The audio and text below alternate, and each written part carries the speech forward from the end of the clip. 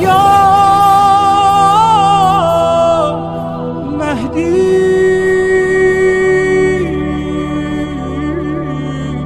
مددی.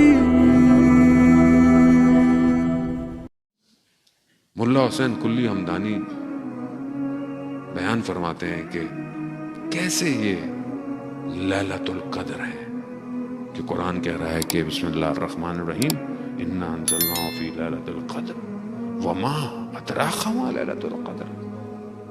چھٹے امام سے روایت ہے کہ مولا لیلۃ القدر کیا ہے؟ امام فرماتے ہیں لیلۃ القدر، لیلہ یعنی فاطمہ. اب لیلۃ القدر تو وہ ہے نا جو 1000 مہینوں سے افضل ہے.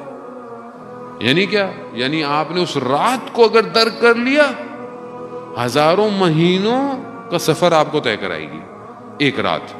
وہ بھی اس رات کا لمحہ، پوری رات کو تو درک بھی کوئی نہیں کر پاتا.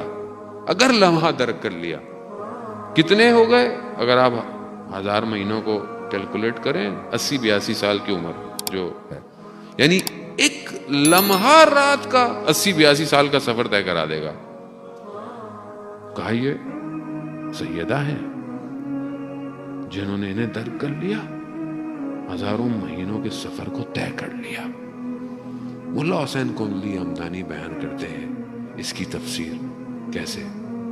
کہا کہ کربلا کے مقام سے پہلے کہ جب امام حسین روکا گیا اور پھر جانے لگے تو ایک شخص نے امام کے سواری کو پکڑ لیا.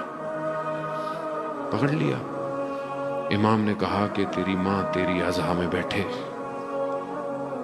سامنے والے نے کہا کہ آپ کی ماں کا رتبہ ایسا ہے کہ میں یہ کہہ نہیں سکتا، بس یہ ایک احترام.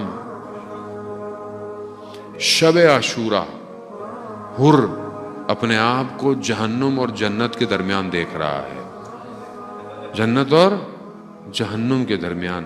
وہ ایک احترام حر کو 1000 مہینوں نہیں، 1000 سال کا سفر کرا گیا.